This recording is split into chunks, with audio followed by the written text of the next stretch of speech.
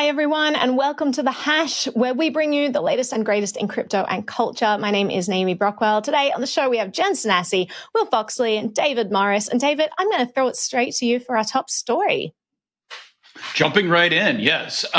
This is really interesting, although it might fly under the radar for some people. We have Intel saying that they are going to launch a line of specific crypto mining chips. And I would focus on two things here. One is they are saying that they will be 1,000 times more efficient than chips currently on the market, which I find fascinating.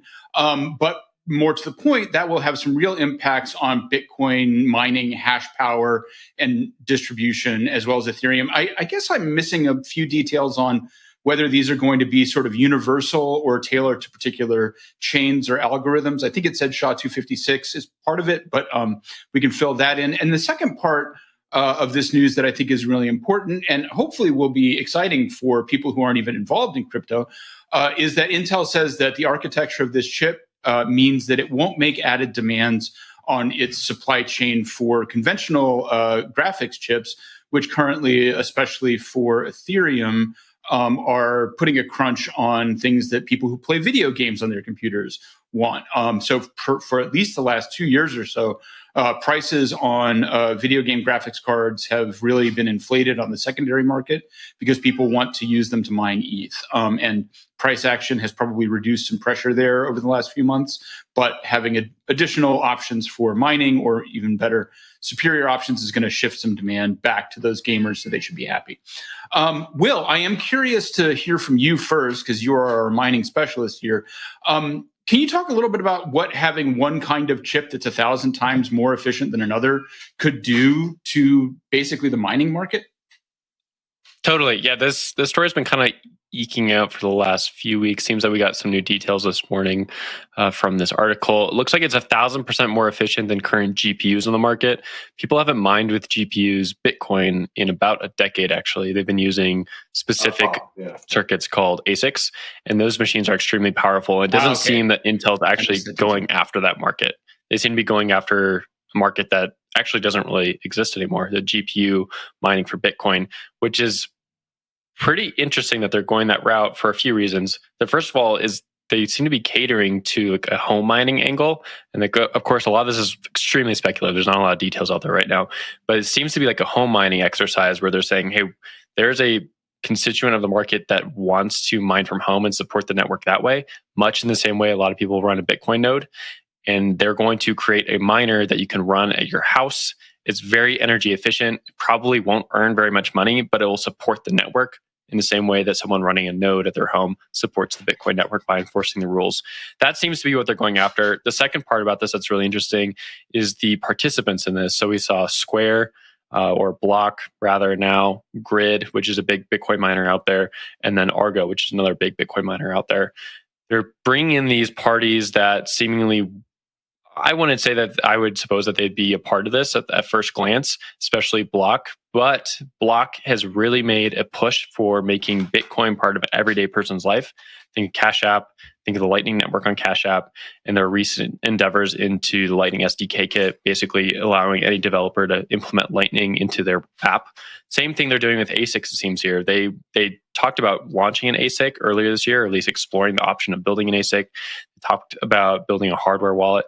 It seems that the route they're choosing is this home mining angle where you're able to plug in a GPU, support the network, and mine Bitcoin at a very, very low percentage and probably a very low profitability percentage in order to just support the Bitcoin network in general. So that's my two takeaways from this. Naomi, I want to throw it up to you, though. It's pretty exciting news. I mean, you're our go-to mining expert, so I don't think I have much valuable to contribute there. I will just say that it's interesting that Intel's kind of digging into this. I mean, there are companies that are moving away from Intel.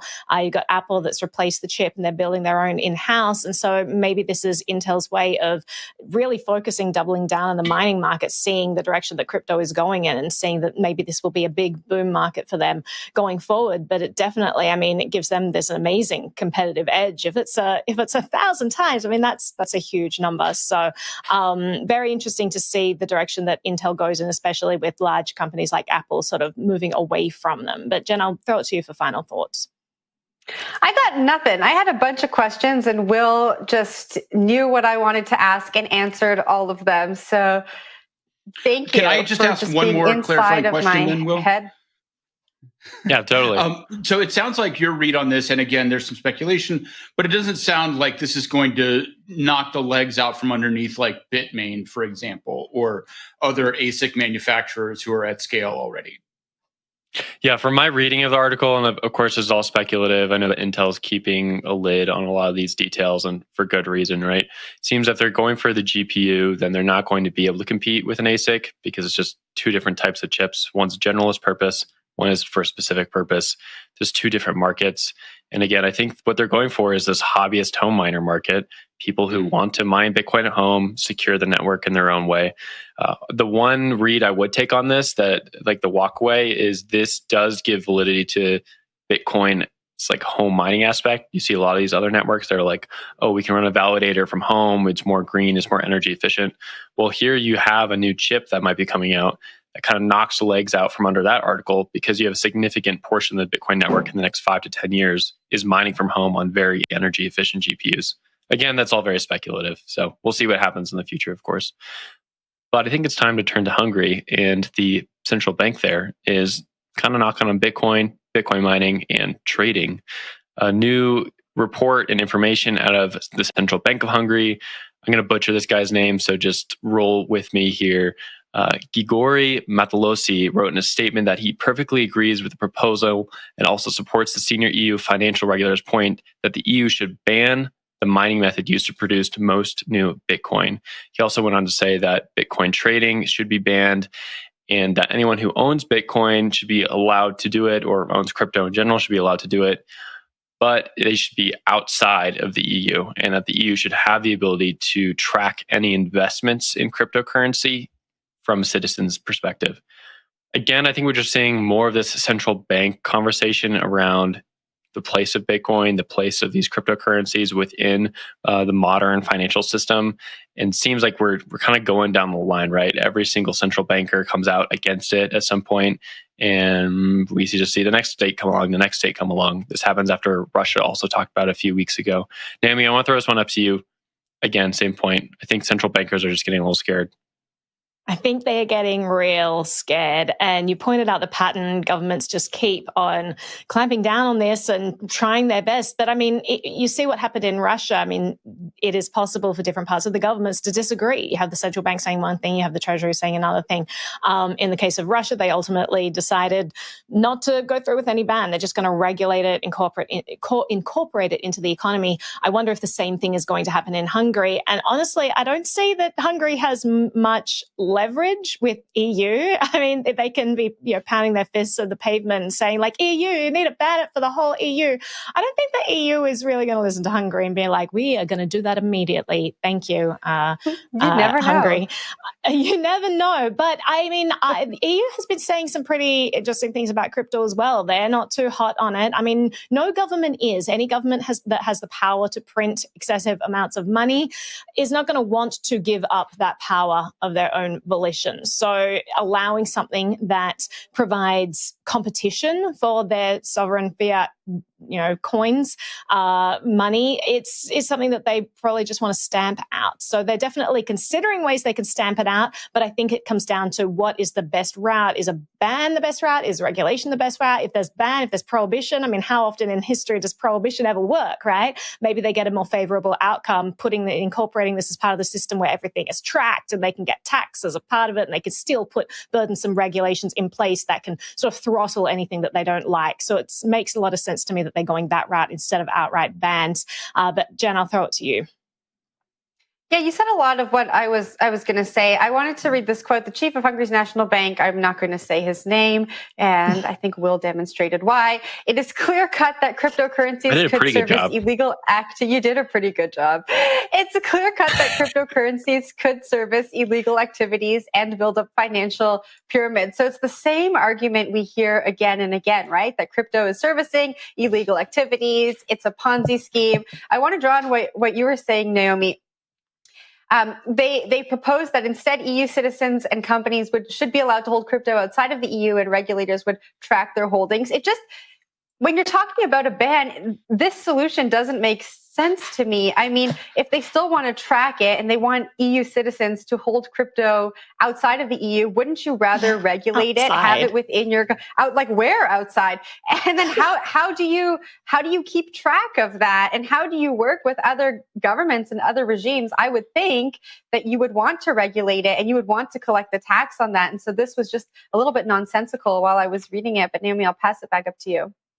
I mean, it's interesting when they talk about physical locations when we're dealing with something that is intangible and digital. Like, what does it actually mean to be outside the EU? Does this mean that the physical person has to be living outside the EU? Does it mean that the server that you're using connected to is outside the EU? Like, I mean, that doesn't even make sense in a distributed system. Like, there's so much about this that I don't quite understand. And I just found that very amusing that they're talking about. They can hold it outside the EU. It's like, what? So like their physical ledger is outside? Like, it just makes no sense. But David, I'll throw it to you for your thoughts. Yeah, I'm just going to give a mild sort of contrarian statist take here, which I'll apologize for and make up for later. But I do think the one part of this that there may be some grounds for thinking hard about is, maybe countries are in some cases in the right in trying to crack down on proof of work mining specifically. And it's not what we would want, but some countries do have fragile electrical grids. It's hard to track this stuff. I think there's still a lot of research to be done in terms of stabilizing those systems. But, if you're in a developing country and you want to make sure that your electricity is going to particular applications, maybe there's some case there. I mean, I know I'm going to get blowback for that, but the other stuff, the crime, the mining, or the trading, all of this stuff is sort of trying to just hold back a flood that they won't be able to stop. So, but Naomi, you did want to push back, so go for it. Actually, I'm going to say I agree that the electrical grid is problematic. And so the solution would be to take it out of the hands of the state and to privatize and allow competition in electricity grids and all of that. So I agree with you. It does create a problem, which is why we need to go to the root cause there. So excellent status point, David. But I think we're taking a break now. And after the break, we're going to be diving into the insidious bill that Snowden called a disgrace. And it was just passed by the Senate panel. We'll dive into how the corporate media are portraying this and what's actually going on under the hood, coming up soon. Hello, I'm Jordan Muthra, Head of Studio Operations, and you are watching CoinDesk TV.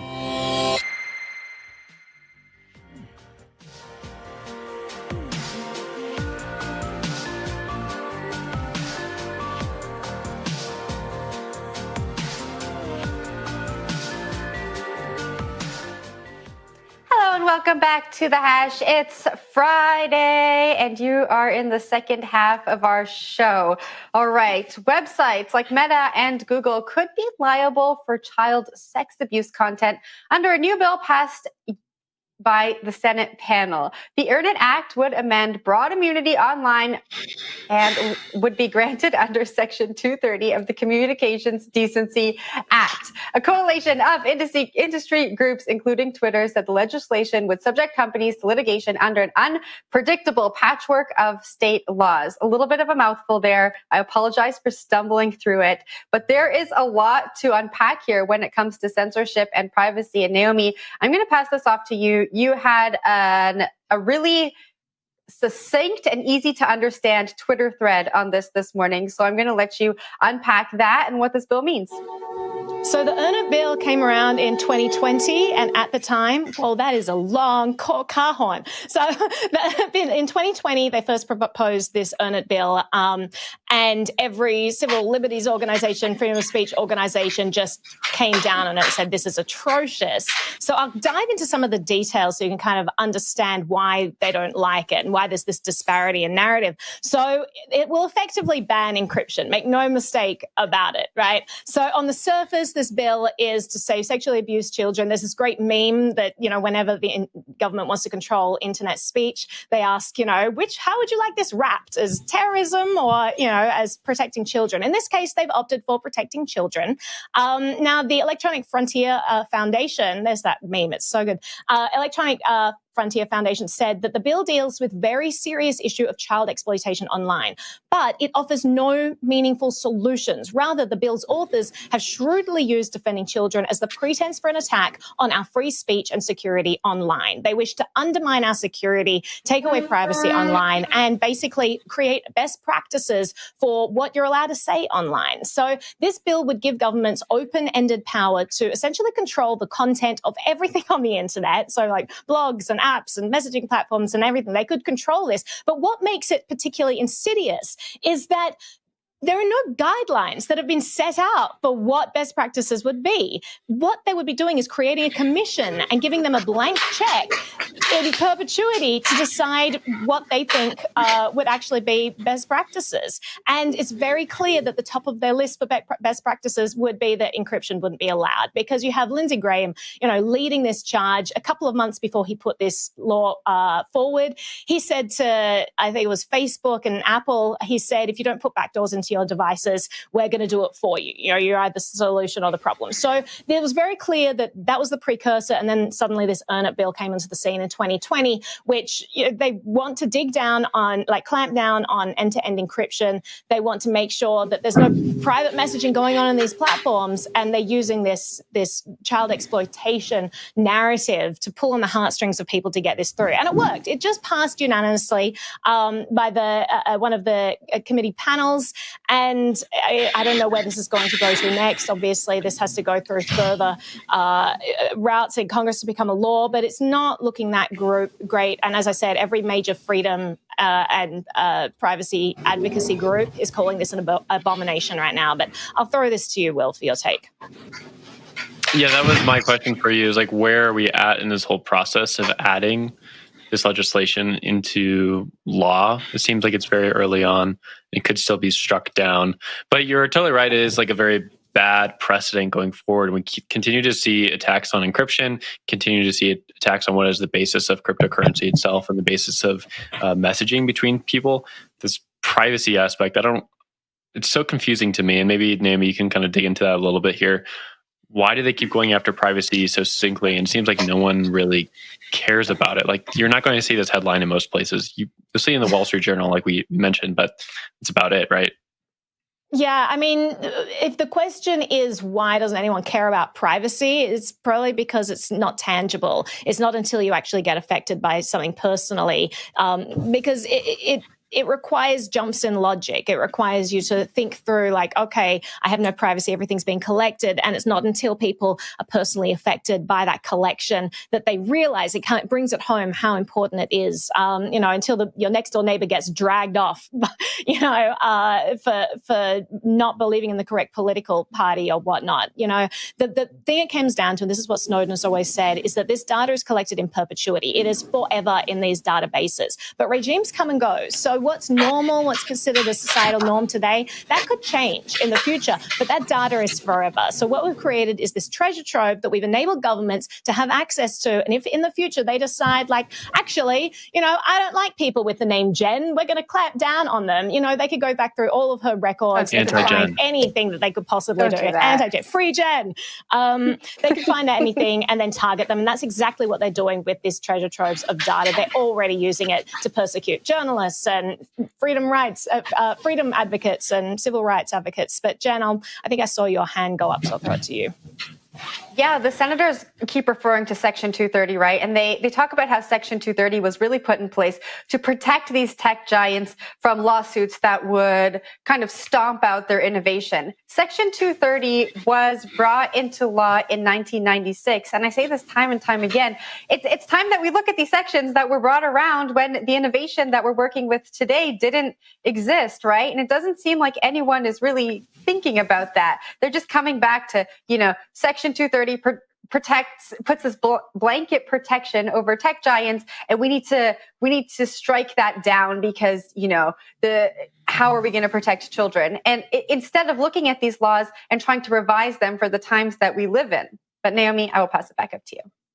Yeah, it's interesting that no one in the world had ever heard of the phrase Section 230 until 2020 when this bill came around. Been around since 96. Ever since then, Yeah, ever since then, it's everywhere. You have every blogger suddenly has an opinion of it. You know, you have every major media outlet suddenly has an opinion of it. I mean, if this isn't an orchestrated attack, I don't know what is. But essentially, Section 230, they're using this narrative, and it's very popular zeitgeist of the moment. Like, let's hate on big tech. Like, I'm not a huge fan of surveillance at Facebook myself, but let's actually look at what these laws say. The modern internet, as we know it, would not exist without Section 230.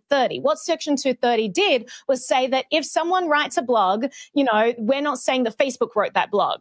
They just published that blog, but the person who wrote the blog. So if they're doing something illegal, then they're the ones who are liable for that. Now, the way that this is being reframed is saying, like, well, Section 230 gives them complete immunity and all this. It doesn't. If the platform finds out that there's something illegal being done on the platform, by law, they have to remove it, right? So this doesn't give them immunity to put anything on their platform. It just means that right now, like, if this law is changed, the government is saying they have to know about every single thing going on their platform, because they're now going to be liable for it. It's going to be considered that Facebook wrote that, which means that there are much steeper repercussions of that, which is crazy because, as I said, right now, as soon as these companies find out about these things, they have to remove them by law. So it's kind of, this whole narrative is being perverted for an agenda, and the agenda is to kill end-to-end encryption. But on that ranty note, let's go on to a new rant about government surveillance, because this is that kind of day. It's a Friday, and we're just going to go at it. So Senators Wyden and Heinrich, they released this statement. It's this letter that they had declassified, where they're basically revealing that the CIA has conducted bulk surveillance programs and been lying to people about it. And basically, they want more clarity in all of this. So both of these senators, they're members of the Senate Intelligence Committee. Wyden, I'm a big fan of his work that he's done in privacy, because if you go all the way back to when he was like grilling Keith Alexander, former head of the NSA, like, he's someone who's brought or tried to bring a lot of the overreach to light, and obviously he's bound by, orders that say he's not allowed to talk about what the Senate Intelligence Committee does, but he's been trying to bring this stuff to light, and he's done a tremendous job with that transparency. But he said in this letter, the CIA has secretly conducted its own bulk program. It was authorized under Executive Order 12333 rather than the laws passed by Congress, and the program was entirely outside of the statutory framework that Congress and the public believe govern this collection, and without any of the judicial, congressional, or even executive branch oversight that comes from this collection. So it's like this huge news, basically another example of the government just acting of its own accord without any oversight, without any input from anyone else. But I'll throw this to the group. David, I'm going to throw this to you for your thoughts. Yeah, and I'm going to try and restrain myself as much as possible. But to really try and put a fine point on what you just said about the lack of oversight, this is an issue with the CIA in particular and for decades. People have spent a lot of time over the last few years talking about the deep state. Well, if you want the deep state, the CIA is the deep state. They are not answerable to elected officials. They engage in violent, corrupt, criminal activity around the world and have since the beginning of their existence. And if you think they're not going to turn around and do that on American soil, you're nuts. All of these are senators who are asking for information. The CIA does not give a damn. The CIA not only does not rely on Congress for authorization to do anything that it doesn't rely on Congress to authorize its budgets. And so when you get people like me, like Edward Snowden, just ranting and raving and asking you to Google weird stuff to try and figure out what's really going on, it's because there's some really bad stuff going on. And we do have to give a call back here to the previous legislation. The attempts to stamp out encryption in particular connect clearly to this. The CIA, and to a lesser but similar extent, the FBI, want complete transparency into your life forever. And they don't want it so that they can protect you. They want it for other reasons. And so that's the context to keep in mind here. Also, don't be surprised. Nothing you do online is safe unless you are taking extraordinary precautions. Don't do crime online. It's a good way to have a record forever. And by the way, not just because somebody will come and arrest you, but because somebody will come and talk to you and say, hey, we've noticed you've committed this crime. How about you help us catch somebody else? So they're going to flip you. They're going to turn you into an agent. This is a vast network. You don't know who is working for who. And it's eating at the heart of this country, frankly. I'm sorry, I failed at restraining myself. So I will hand it off to whoever. But yeah, this is real bad. We should not have a CIA, period. I vote for no restraint, and David is allowed to mouth off against the surveillance state anytime he wants. I support that. Thank you. There we go. Me too.